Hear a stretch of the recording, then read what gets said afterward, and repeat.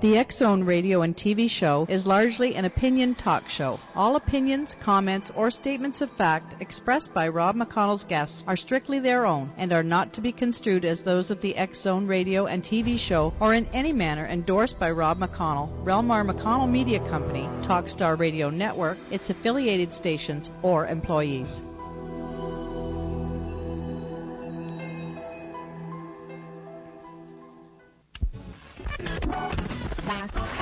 All Hit Radio.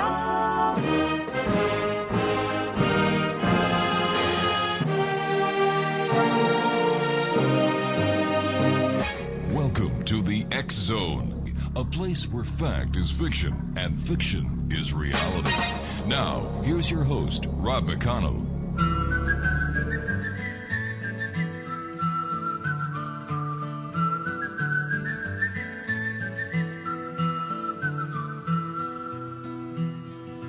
All around old Cape Horn, ships of the line, ships of the morn. Some who wish they'd never been born, they are the ghosts of Cape Horn. All around a riddle rum with a rim dim diddy and a rum tum tum. Sailing away at the break of dawn, they are the ghosts of Cape Horn. See them all in sad repair, demons dance everywhere. Southern gales, tattered sails, and none to tell the tale. Come all of you. Welcome back to the X Zone, everyone. My name is Rob McConnell. Our toll-free number is 1-877-528-8255, and that is toll-free throughout the U.S., Canada, Alaska, and Hawaii. My email address is xzone@talkstarradio.com. On MSN Messenger, talkstarradio@hotmail.com. And our websites, www.xzoneradio.com, and to watch and listen to our show live from our studios in Hamilton, www.xzonetv.com. My guest this hour is Bob Honeycutt. A ghostly encounter 33 years ago in Arizona, in an Arizona theater, was the beginning of Bob Honeycutt's journey into the world of ghosts and hauntings. A theater ghost challenged his notions of the existence of life after death and helped him realize that science could not easily explain everything. Over the last 19 years, Bob has investigated cases of phenomena associated with a wide variety of hauntings at private residences, businesses, and historical landmarks throughout the state of Georgia, the Southeast, and portions of the Midwest. He has worked with renowned members of the paranormal community, including exorcist Father Andrew Calder, demonologist John Zaffis, paranormal investigator Patrick Burns, ghost hunter Patty Starr, psychics Chip Coffey, Reese Christian, and Sharon Jallens.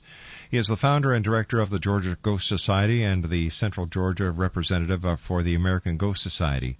He has been a featured investigator at paranormal underground events held at Talbot Tavern in Bardstown, Kentucky, and the Mansfield Reformatory in Mansfield, Ohio. He regularly speaks at local colleges, historical societies, and paranormal conferences that include Omega Con in Birmingham, Alabama, Ghost Talk 6 in Savannah, Georgia, the Mid-South Paranormal Conference in Louisville, and Scarefest in Lexington, Kentucky. And Bob Honeycutt, welcome to the X Zone. How are you, Bob? Yeah, thank you. It's good to be here. Nice having you with us tonight, Bob. So what was this ghostly experience 33 years ago that kind of turned on the button to get you doing what you do today?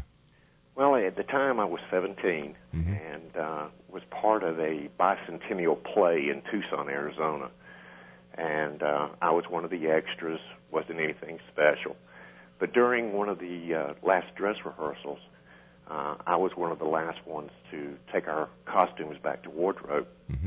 And when I entered the room, there was a little lady sitting at a table sewing, and I set my costume down and realized that I needed to tell her about a problem I was having with it. And within just a matter of 1 to 2 seconds after I turned around, she was gone. And this wasn't a very big room, and I was standing between her and the door, so there was no way for her to have gotten around me. And for a few minutes, I kind of, more or less freaked out, I guess, for lack of a better word. And after a few minutes, some of the theater employees came in and saw the look on my face, and asked me what had happened, and when I explained, they all began to chuckle. And they said this was the theater ghost. And evidently the story was is that it was a woman who had worked at the theater so long that she really loved her job, and they believed she had never left after she had passed away. And that was it. That got you hooked. Oh, absolutely. I mean, at 17 years old, I was brought up probably pretty much like most kids from that era. Mm-hmm. We were always told there was no such thing as ghosts. There were no monsters. Everything was just a figment of your imagination. And this kind of blew reality for me as I knew it out of the water. I actually experienced something that could not be readily explained. And it really kind of set a fire under me, so to speak. All right, Bob, please stand by. You and I have to take a commercial break. We'll be back in 2 minutes. Bob HUNNICUTT is our special guest, and he is with the Georgia Ghost Society. If you'd like to visit their website, www.georgiaghostsociety.com. Bob and I will be back on the other side of this commercial break in 2 minutes as the X Zone continues on the Talkstar Radio Network, X Zone TV, and on shortwave from our studios in Hamilton, Ontario, Canada. Don't go away. We'll be back.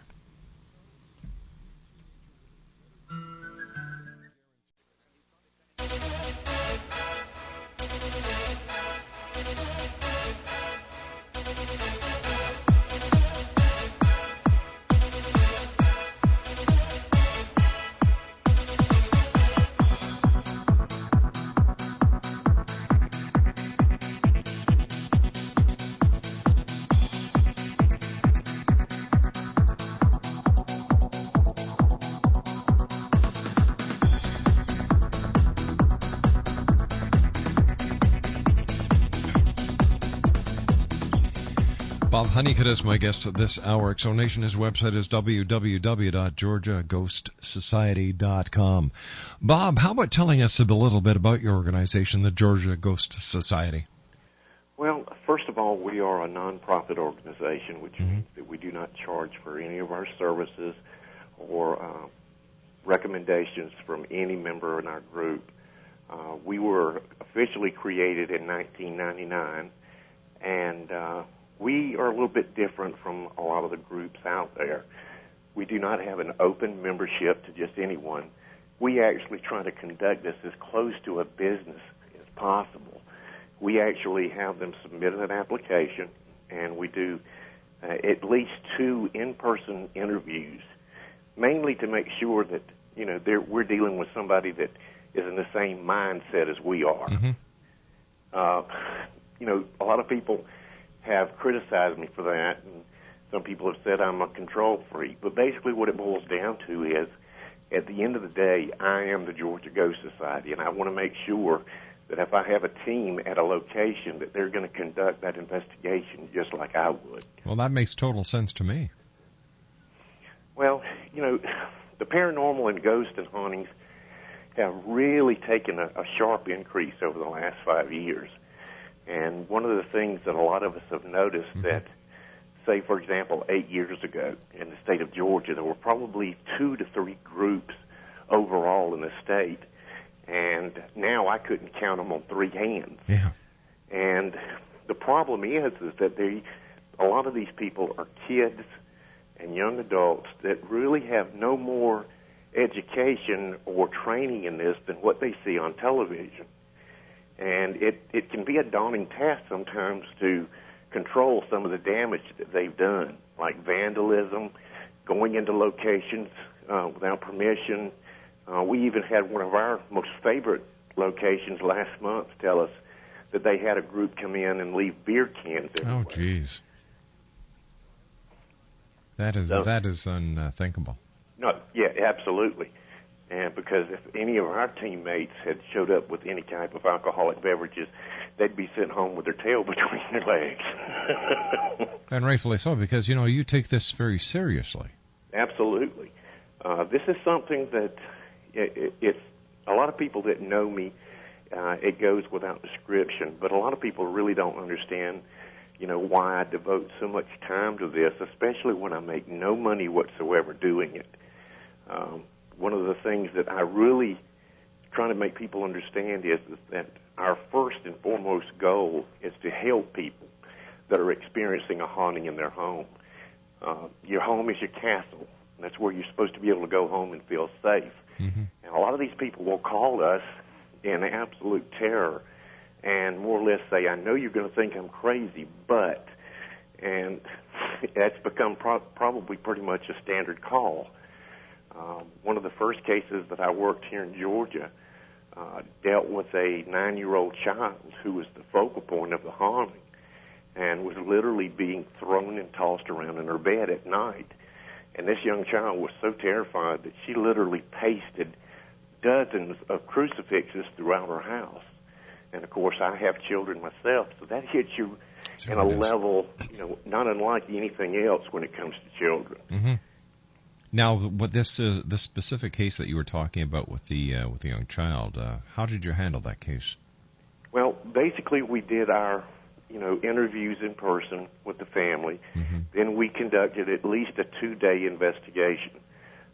It's virtually impossible to make any kind of determination with just a few hours at a house. I mean, you have to spend some time there. And once we had a pretty good idea of what we were dealing with, we called in some clergy to work with the family because we believed that at that point that's what it was going to take. And did it work?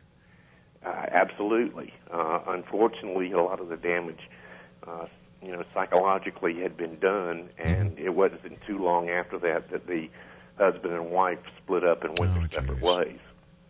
But from the reports we've gotten over the last couple of years, that the family itself is doing well, the children grew up and are living normal lives.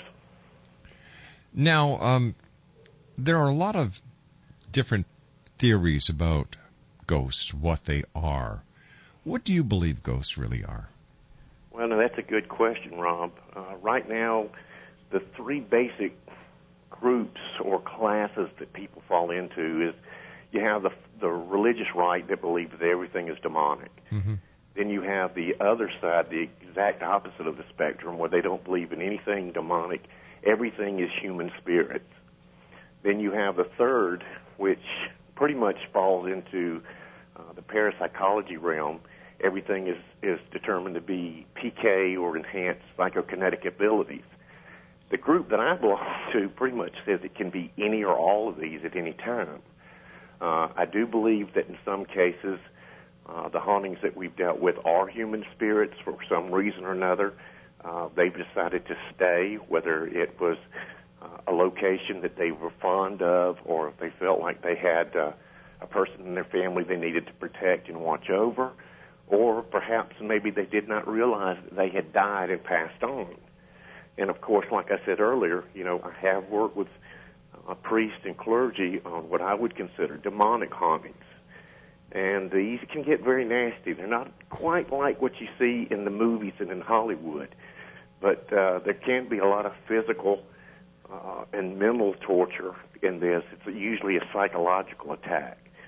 And, of course, we do know that there are residual hauntings, which are basically an imprint on the environment that replays over and over and over again. It's no intelligence or interaction. It's just like watching a video. Mm-hmm. And, of course, there are documented cases of psychokinetic activity. That's usually what we associate with poltergeist activity. Now, when you've done these investigations, specifically the demonic ones, have you ever had the heck scared out of you? Oh, absolutely. And I'll tell you, anybody that does this for any length of time that tells you they don't get scared, they're either an idiot or they're lying. I still get scared. Fear is a physiologic response.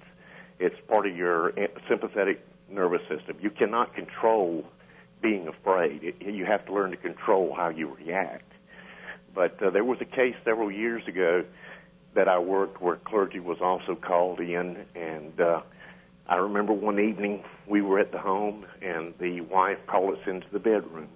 And you could actually see this woman's legs being manipulated as if by hands. I mean, you could see finger depressions into her calf. And when I leaned over to take a photograph, something grabbed me. And it grabbed me in a place that most men don't feel very comfortable being grabbed violently. Gotcha. And that did scare me. And, of course, there was a priest there. I got up, I walked out of the room, went outside and lit a cigarette, just trying to compose myself. And next thing you know, here comes the priest wanting to know what had happened. And, he asked, why didn't you say anything? And my response was, the family is already terrified. I did not want to exacerbate the situation by telling them what had just happened to me. Mm-hmm. We're supposed to be there to help them. That's right. But, luckily that was as bad as it got. And with the priest there, he did his little thing with the holy water and a prayer, and then we went right back inside and went at it again. When you're dealing with a demonic possession, is there levitation? Is there the speaking of tongues? Is there the stench that Hollywood portrays? Or how did you see the demonic? Well, and I'll be honest with you, Rob. In almost 20 years of doing this, I have never taken part in an exorcism.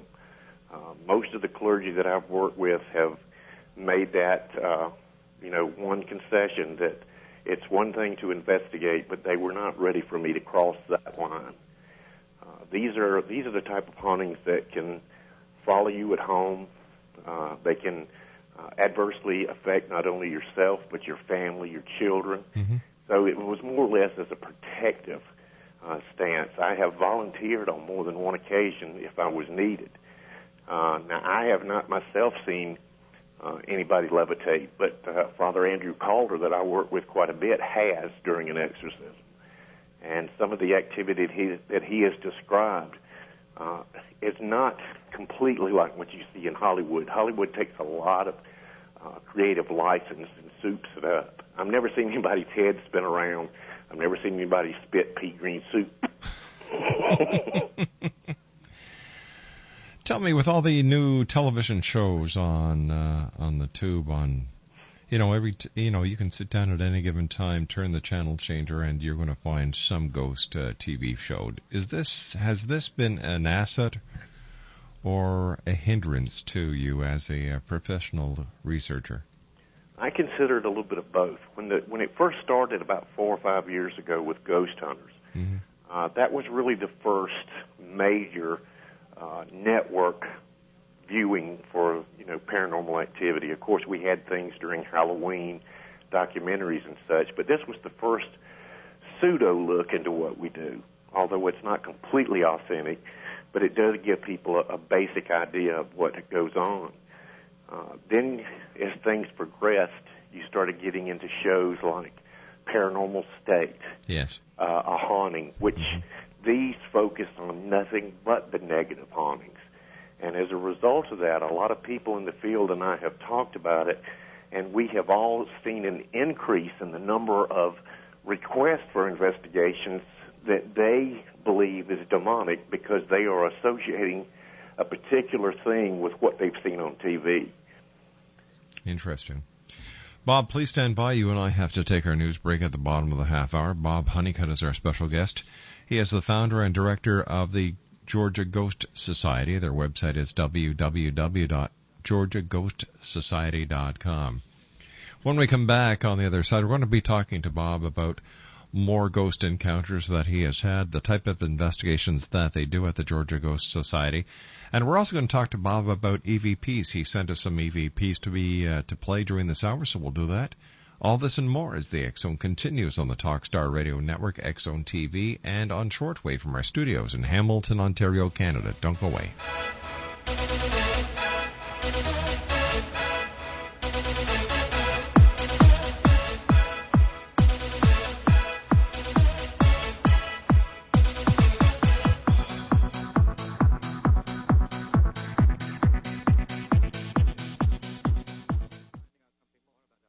This is Dan Hall from No More Waiting, the folks that get structured settlement holders their money now. So right now, call us at 800-769-3498.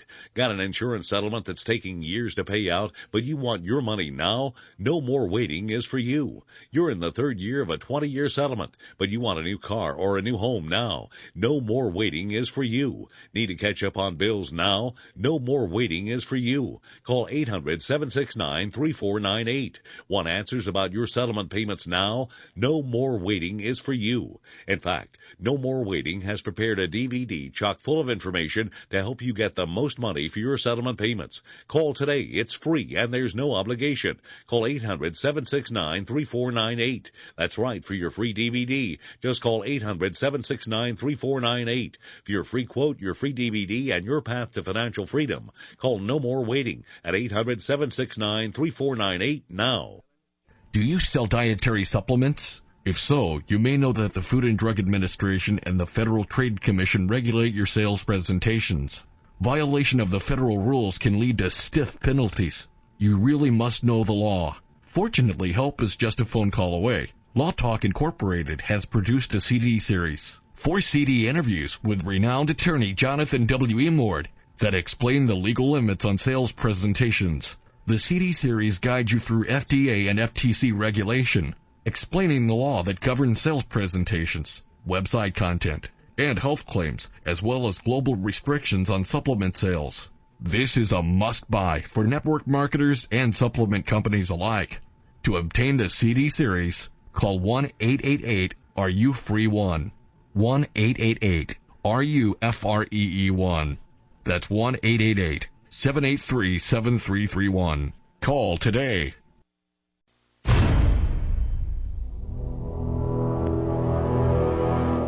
The X-Zone radio and TV show is largely an opinion talk show. All opinions, comments, or statements of fact expressed by Rob McConnell's guests are strictly their own and are not to be construed as those of the X-Zone radio and TV show or in any manner endorsed by Rob McConnell, Relmar McConnell Media Company, Talkstar Radio Network, its affiliated stations, or employees.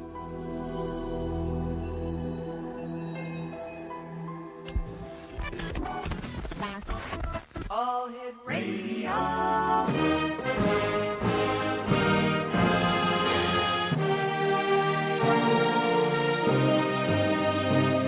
Welcome to the X-Zone, a place where fact is fiction and fiction is reality. Now, here's your host, Rob McConnell.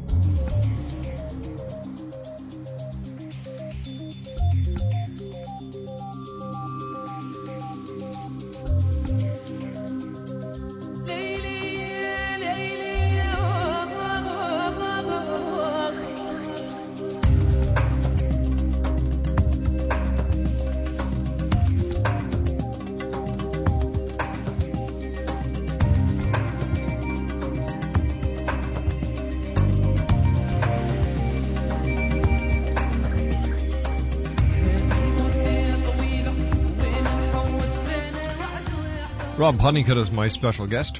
1-877-528-8255. That's toll free throughout the U.S., Canada, Alaska, and Hawaii at 1-877-528-8255. My email address is xzone@talkstarradio.com. On MSN Messenger, talkstarradio@hotmail.com, and our websites, www.xzoneradio.com and xzonetv.com.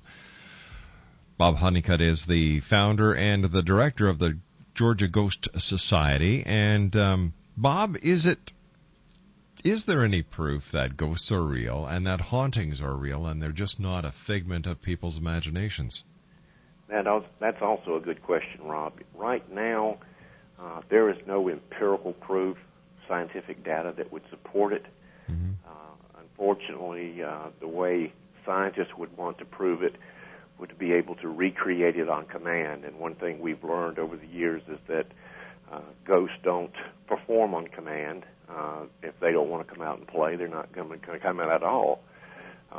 Although you cannot prove it scientifically, we have seen some correlation to where we can prove it historically.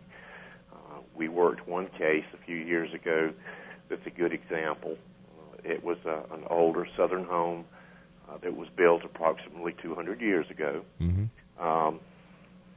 The original family who had built the home lived there for years, and over the last 70 to 80 years, 3 other different families have rented and lived in the home. All of the 3 families since the original owner's family experienced activity in the house. Each family witnessed an apparition, and they never had a chance or an opportunity to speak with each other at any time during, their occupancy of the house. But investigation and research revealed that each family was experiencing the exact same activity in the exact same rooms. And when a representative from the family were pulled and shown a particular photograph, they all picked out the same person as being the apparition they saw. And the photograph was one of the original owners. So there have been reports of ghosts and hauntings since before recorded time, even before the time of Christ. So there's got to be something going on. I don't think that every investigation that we conduct is absolutely a haunting or paranormal activity. We have seen that a lot of this is mistaken activity that they mistake as a haunting. And one of the things that we do that's a little bit different than most groups, when we first begin our investigation, we set out to rule out natural causes first. We identify initially when we first get there and throughout the night things like power sources, conduit in the wall, compressors, refrigerators, things like that, things that naturally emit a large EMF field. And again, this even though we try to use certain scientific principles and protocols, you don't really conduct a scientific investigation because science does not consider this a viable field of research. They consider it a pseudoscience. Now, why hasn't the research that you and other credible researchers are doing, why is science having a hard time with this? It's because it does not fit into their little box of scientific principles that they all believe in. In 2006, there was a professor at the University of Central Florida, a physics professor, that wrote a paper stating that if ghosts really did exist, they would violate Newton's third law of motion. For every action, there's an opposite and equal reaction. Mm-hmm. So in other words, for a ghost to be able to pass through a wall, it should not be able to walk on a floor and not pass through. But what this particular scientist was basing his information on was his disbelief. You can't put physical properties to a spiritual world. Most of the people that have experienced ghosts or apparitions, you're not actually seeing a physical body. It's either how the particular person is interpreting what is being sent to them, or it's how we believe sometimes it's how the spirit sees themselves. A lot of people see hauntings of individuals that died, but when they died, they were old. Yes. So, and they see the spirit as a younger version of that person. So we don't really know exactly how or why we're seeing them. But there are enough, cases throughout the years and enough documentation and research to show that there is something going on. You sent me some EVPs to play on tonight's shows. I was wondering if you could tell our audience who may not be familiar with the term EVP what an EVP is. Well, EVP stands for electronic voice phenomena. Mm-hmm. And primarily what this is the use of either analog audio recording or digital audio recordings in an environment such as a house or an interior location primarily. And we will ask specific questions out loud, and sometimes we're actually able to get a response, not in real time that you would hear, but when you play it back, you often will get a response of some type. Sometimes they're not what I would consider a direct response to the question at hand, but they have their own way of getting the message across. Now, this is something that's been going on for quite some time. The original father of EVP was actually a environmentalist who was doing bird studies. And when he played the recordings back, he actually heard human voices, but he knew that the location where he was recording, there were no other people around. Thomas Edison also did some research into this and actually had plans for what he called a telephone to the dead. And within the last couple of years, they have built what they call a telephone to the dead, where you can actually use it what they consider for spirit communication. Mm-hmm. But the EVP is primarily what we use. We will ask a question. We will ask for a verbal response, but we will also ask if they're unable to speak or to respond verbally, would they please knock or make some type of noise, usually once for yes and twice for no.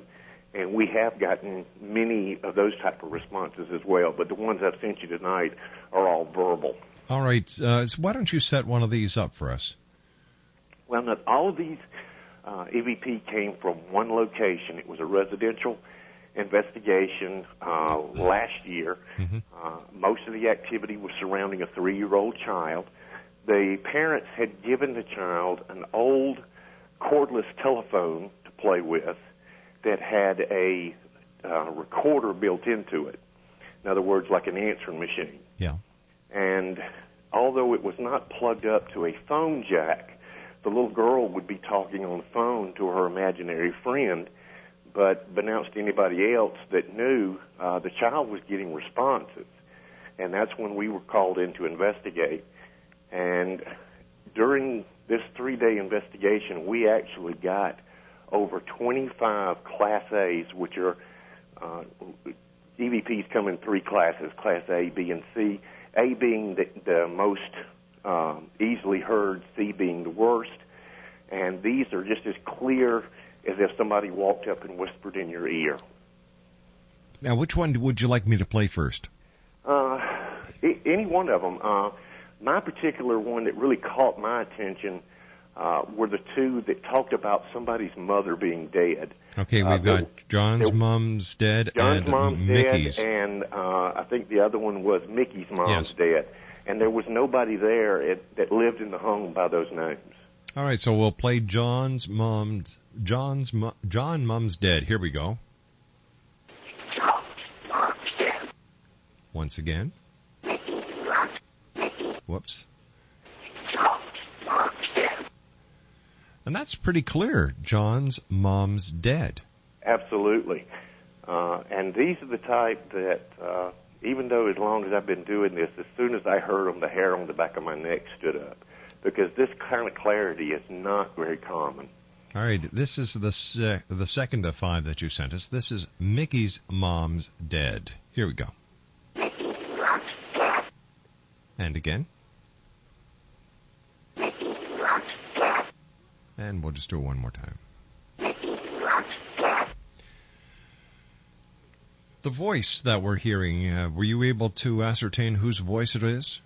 Well, we had a psychic with us named Sharon John, who is quite famous working with the law enforcement agencies on missing persons and murders, and she's even been featured on a lot of the psychic television programs. And she was under the impression that it was a child molester.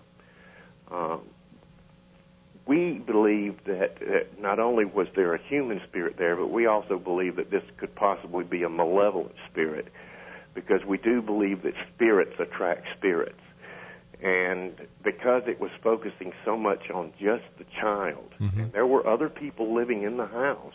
There was even another adolescent boy who was younger than the girl, but everything seemed to focus around her. The bad thing was that the activity got to the point where it really frightened the family so bad that they fled from the home and did not want any of us, to work on them any further.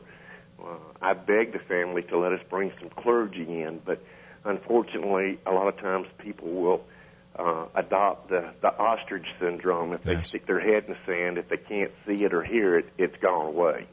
Here's another clip that you sent me. Georgie's good. All right, so listen to this one, Exxon. And again. And one more time. Once again, that's a very clear EVP. Exactly. And one of the things, now these particular recordings were while we were present. There were other recordings that were done, before we came into this case. but we only really paid attention to the ones that we knew without any possibility were faked or recorded some other way. As a matter of fact, once we finished with this case, I brought the answering machine and telephone back with me and now have it locked away with holy icons on it just to be on the safe side. Here's another clip that you sent us. Must drown her now. Let's listen to this.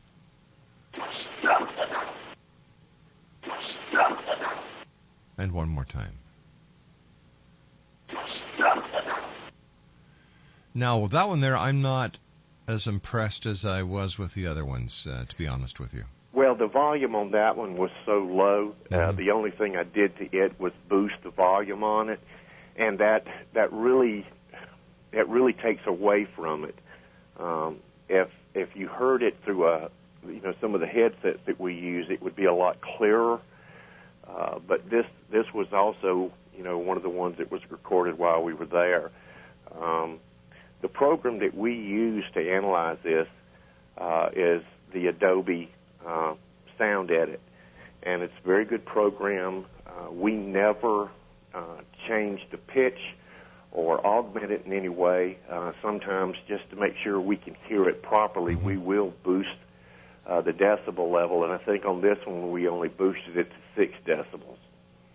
All right, and the final clip that we have is Touch Mother.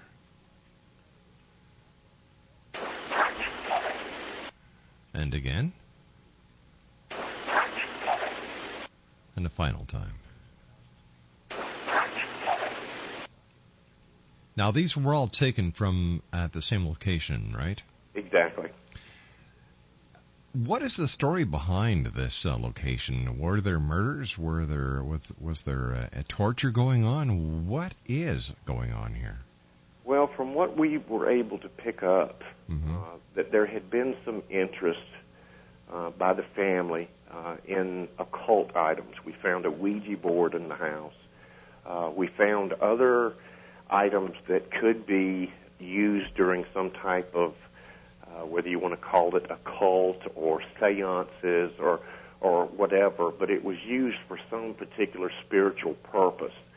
And I believe that people who use these things like seances and Ouija boards can open a doorway. And just because you're looking for Uncle Fred and Aunt Mary doesn't necessarily mean that's who you're going to get. And we've had documented cases for years where people have played with these kind of things just out of fun, and they thought it would be interesting to do. And it was a short time later that all hell broke loose. Bob, please stand by. We have to take our final break. Bob Honeycutt is our special guest. His website, www.georgiaghostsociety.com. When we come back from the commercial break, more with Bob Honeycutt as the X Zone continues live and around the world right here on the Talkstar Radio Network. Don't go away. There's a new kind of television station that presents movies without commercial interruption that you can watch without any sort of subscription fee. Find out online at whitesprings.tv. The people who bring you Talkstar Radio have a television network you can watch for free on the Internet, direct from space on your own small dish and receiver, or on a growing number of TV stations and cable systems across America. White Springs TV presents a great mix of movie greats and not-so-greats, as well as more recent family-friendly titles. The movies are commercial-free. Between the movies are cartoons, soundies, previews, classic TV, and two-reelers. Go to whitesprings.tv. That's www.whitesprings.tv. A service of White Springs Media, a new kind of commercial-free movie channel you can watch for free. Whether it's the arrival of Planet X in 2012, the Earth's crazy weather cycles, our deadly global warming, Armageddon, UFOs, ETs, terrorism, the critical mass 2008 presidential elections, Dr. Jason Rand talks the talk and walks the walk. Being a twice-nominated Grammy record producer, recording artist, publisher, lecturer, UFO ET researcher and investigator, and best-selling author of The Return of Planet X, mankind's ongoing legacy with a brown dwarf star. Dr. Jason Rand truly does walk the walk and talk the talk. For more information on Dr. Jason Rand or to order The Return of Planet X, visit his website at www.returnofplanet-x.com or call 901-336-9660. And where will you be in the year 2012?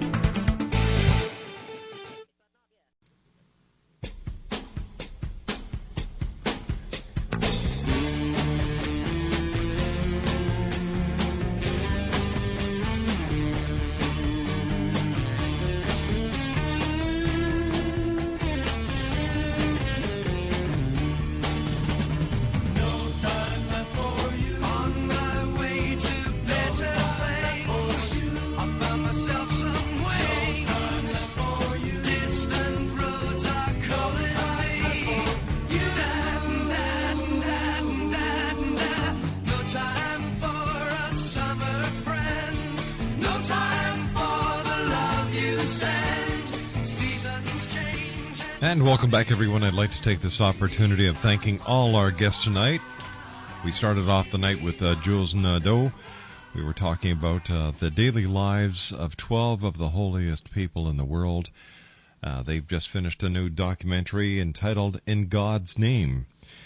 Second hour, Serona Knight joined us for Dream Interpretation. Third hour, Nathan Brown talked about the Complete Idiot's Guide to World Mythology. And my guest this hour is Robert HUNNICUTT. He is the founder and director of the Georgia Ghost Society.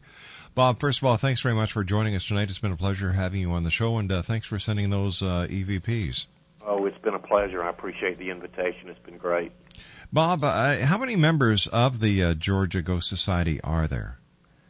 At this present time, we have right at 27 active members.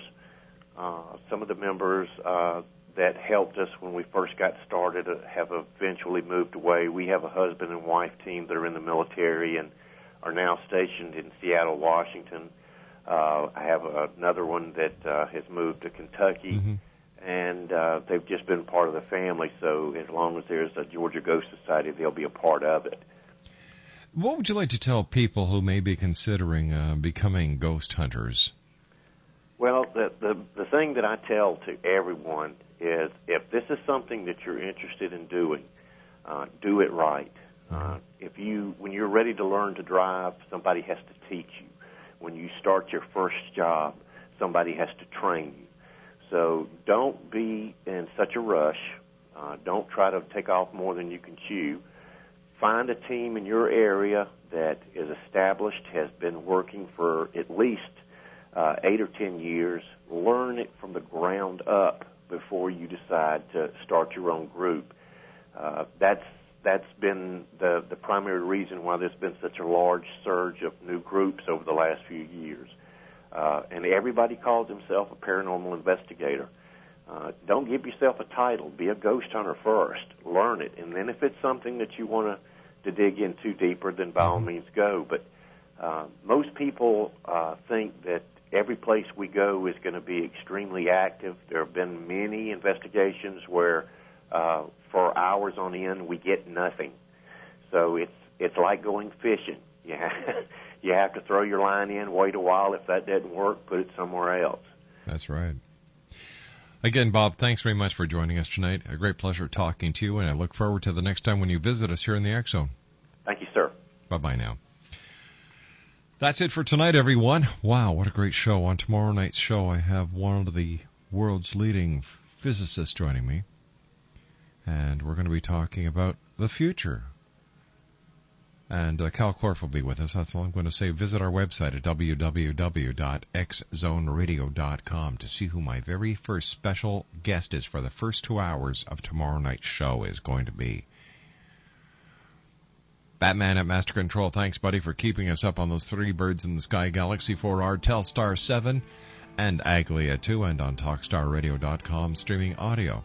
To my wife and senior producer, the lovely Laura Rogers, thank you, sweetheart. Keith Friedman at Consolidated Streaming, thanks, Keith, for keeping our video feed going for us. And you, Thank you, the members of the X-Zone Nation. Thank you for allowing us to be part of your day, your night, no matter where you are on this great big world of ours.